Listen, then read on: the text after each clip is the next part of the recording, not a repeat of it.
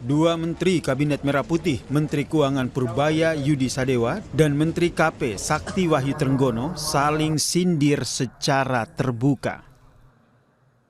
Awalnya Menteri Keuangan Purbaya Yudi Sadewa mengkritik Kementerian Kelautan dan Perikanan (KKP) yang belum mengoptimalkan alokasi anggaran pembelian kapal.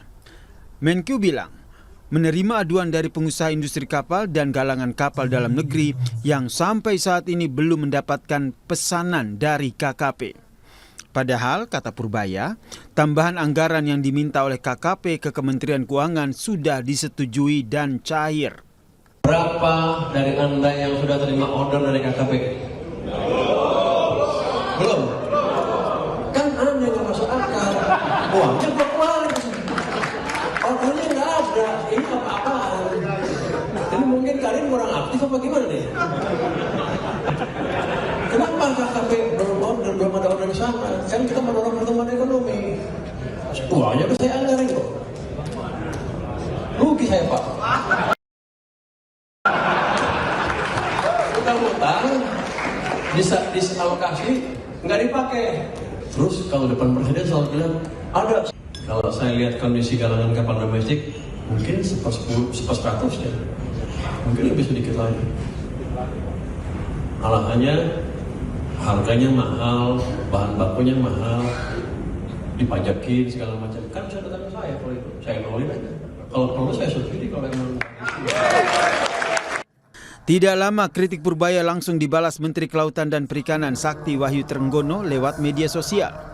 Yang terhormat Menteri Keuangan bahwa dana untuk pembangunan kapal tersebut bersumber dari pinjaman luar negeri dari pemerintah Inggris. Coba Anda tanya dulu deh sama anak buah Anda, bener nggak tuh uang kapal sudah dikucurkan?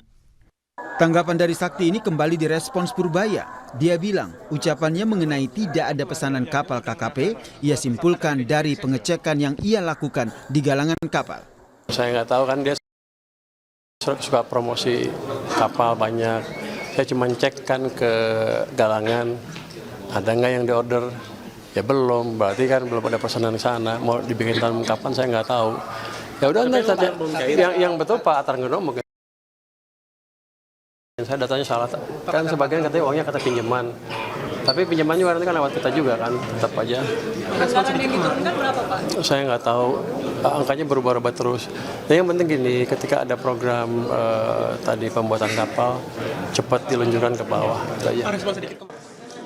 Dua menteri saling sindir secara terbuka di depan publik menimbulkan pertanyaan soal koordinasi antar kementerian dan juga soliditas Kabinet Merah Putih. Tim Liputan, Kompas TV. Dua menteri saling sindir. Kita akan bahas bersama politisi Partai Golkar Ahmad Irawan dan Direktur Eksekutif Carta Politika Yunarto Wijaya. Selamat malam, Irawan. Malam. Toto, malam. Malam Mas Robi, malam Ya. Mas Irawan. Halo Mas, malam. Saya ke Anda dulu. Kalau melihat apa yang kita saksikan tadi, ini lebih kepada saling kritik, saling mengoreksi, atau jangan-jangan ada ketidakcocokan antar menteri. Anda sebagai partai pendukung Pak Prabowo dan Gibran, terutama juga yang ada di kabinet, bagaimana melihat ini? Kalau saya sih melihatnya bahwa ini kan berangkat dari Pak Purbaya mengecek di lapangan gitu, dan kemudian direspon oleh Menteri Kelautan dan Perikanan Pak Trenggono. Jadi sebenarnya ini bukan persoalan soliditas. Ada 3 hal setidaknya memang yang mungkin bagi media ini menarik. Yang pertama tadi itu kaitannya dengan persoalan komunikasi dan koordinasi tadi. Jadi bukan persoalan soliditas kabinet. Yang kedua adalah persoalan etika tadi, artinya kritik yang disampaikan di depan publik atau dalam forum itu tadi, atau Pak Trenggononya kemudian merasa tersinggung lah ya, merasa tersinggung, disentil. Yang ketiga itu adalah kaitannya dengan kewenangan itu sendiri. Dan memang kalau ya saya sih memperhatikan ya yang dilakukan oleh Pak Purbaya memang kadangkala seringkali menyederhanakan persoalan atau kemudian menyerempet kementerian lain. Gitu. Dengan kata lain Anda lebih melihat gaya komunikasinya Pak Purbaya ini yang harusnya jangan seperti ini, begitu? Ya, saya sih menilai begitu. Dalam perspektif saya, Pak Purbaya mestinya tidak seperti itu. Harusnya kan bisa dilakukan pengecekan. Ya, apalagi selesaikan internal. ya, gitu apalagi kemudian kalau kita kaitkan dengan sumber pendanaan dari pengadaan kapal tersebut berasal dari hibah atau pinjaman luar negeri. Ya. Setahu saya bahwa kaitannya dengan hibah atau pinjaman tersebut itu kan baru tuh. Kalau dikaitkan dengan kunjungan presiden ke Inggris dan kemudian pinjaman itu dari Inggris. Ya. Seharusnya pinjaman tersebut, dana hibah tersebut karena masuk dalam mekanisme APBN harusnya ada persetujuan terlebih dahulu dari DPR terkait dengan pinjaman dana hibah tersebut, dan kemudian Kementerian Kelautan setelah disetujui Kementerian Kelautan secara teknis melakukan eksekusi terhadap program. Jadi memang proses pengecekan yang dilakukan oleh Pak Purbaya memang termasuk relatif sangat cepat. Oh, berarti relatif sangat cepat. sebenarnya ada manfaatnya pengecekan itu, cuman cara komunikasinya yang Anda soroti ya soal. Iya, harusnya kan bisa diselesaikan dalam rapat kabinet atau koordinasi komunikasi lintas kementerian. Ini yang akan saya tanyakan ke Mas Toto. Mas Toto, seharusnya diselesaikan di internal kabinet. Nah, kalau sudah ada di ruang publik ya, yang muncul akhirnya persepsi publik adalah ini ada friksi, ini ada ketidaksolidan antar menteri. Perlu nggak Presiden sebenarnya menengahi atau berbicara untuk menengahi masalah-masalah seperti ini? Nggak perlu, presiden itu fungsinya bukan, itu sebenarnya tugas dari Mensescap ya kalau bicara secara organisasi. Tapi yang ingin saya sampaikan ada beberapa poin lah. Yang pertama, ini kan sebenarnya satu contoh saja loh, asumsi bahwa manajemen organisasi yang jumlahnya lebih besar, yang isinya lebih banyak orang, itu lebih punya potensial konflik. Dan itu yang dari awal kan dikritik dengan Pak Prabowo yang menempatkan jumlah menteri terbanyak sepanjang sejarah setelah zaman Bung Karno. Potensi konflik ini akan lebih mungkin terjadi, entah menteri ini untungnya tidak menteri partai ya. Kalau antar menteri partai nanti isunya akan lebih ramai lagi. Oh, antar partai gontok-gontokan dan lain-lain. Itu yang pertama. Yang kedua, kalau memang khusus berbicara mengenai Pak Purbaya dengan Mas Trenggono, terutama terkait Pak Purbaya ya. Sisi positifnya kita harus akui lah, gaya komunikasinya ini membuat orang tertarik karena ceplas-ceplos, koboi, tidak normatif, dan orang cenderung ingin kemudian mendengarkan. Gaya selepetannya itu membuat orang ingin tahu gitu ya apa yang sedang dilakukan oleh para menteri. Tapi di sisi lain seringkali kalau saya lihat bukan gaya komunikasinya, tidak diikuti oleh substansi yang benar sehingga lebih banyak menimbulkan polemik. Ini bukan pertama kalinya loh, akhirnya dikritik kembali oleh yang diselepet oleh Pak Purbaya akhirnya meminta maaf lewat media juga. Contoh lain misalnya perdebatan dengan beberapa kepala daerah, termasuk dengan Deddy Mulyadi, yang dianggap ada uang didapkan di bank. Ternyata perbedaannya adalah kacamata bahwa didapkan di bank ini bukan berarti kemudian dideposito saja, tapi juga di giro operasional, yang itu lumrah dijalankan oleh kepala daerah dalam konteks menjalankan pemerintahan. Jadi poin saya, Pak Purbaya, banyak sekali masyarakat yang senang dengan gaya komunikasi Anda yang ceplas-ceplos. Mungkin orang suka dengan gebrakan-gebrakan Anda, tapi hati-hati loh.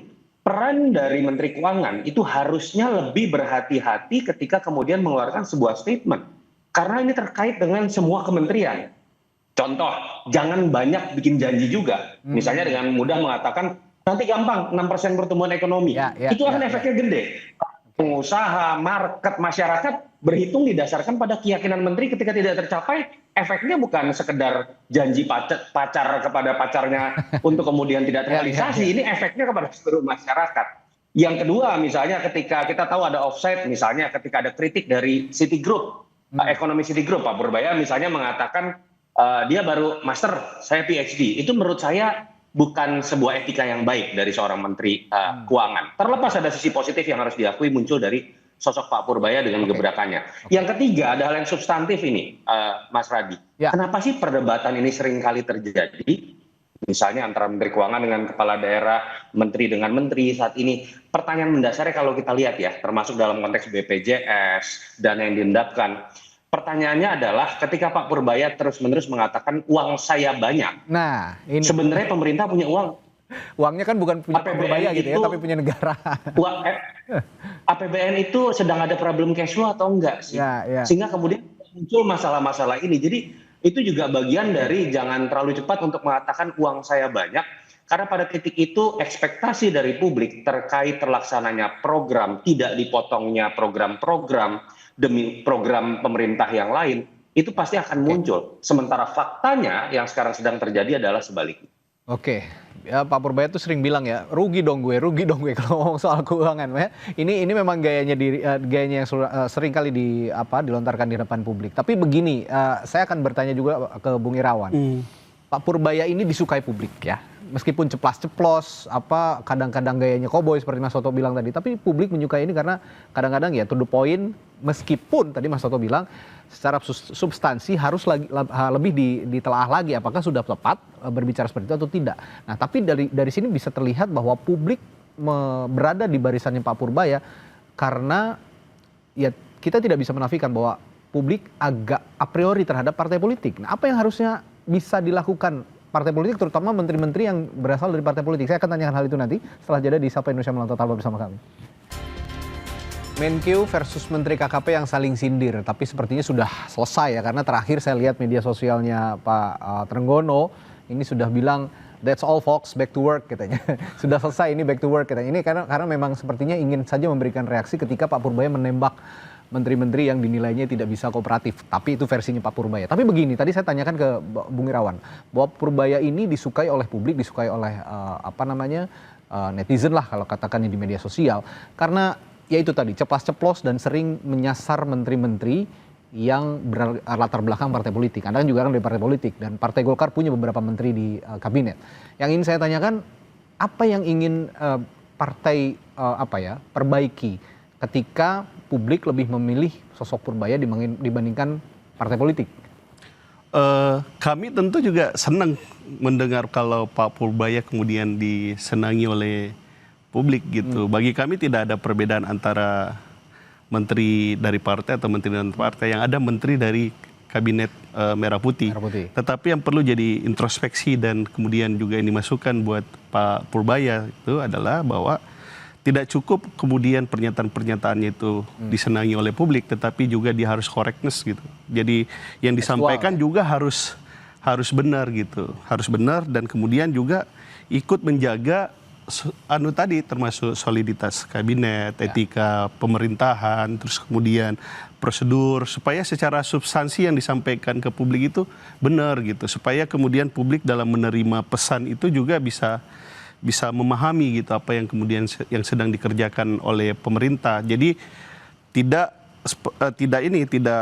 tidak terjadi saling menyalahkan antar menteri-menteri yang ada di dalam kabinet. Oleh karena itu penting untuk kembali mengingatkan Pak Purbaya, jangan menyederhanakan persoalan, optimisme itu penting, tetapi kemudian harus data-datanya harus correctness. Gitu. Oke, tadi juga sempat disinggung oleh Mas Toto soal substansi yang disampaikan juga jangan melenceng ini gitu ya. Ini kadang-kadang memang agak nggak nyambung ketika ada kritik yang disampaikan atau selepetan tadi ya bahasanya Mas Toto, selepetan disampaikan kepada menteri tertentu, tapi ternyata salah sasaran. Ya dulu ada kalau kita ingat tuh almarhum Pak Rizal Ramli, kepret ya. Kepret.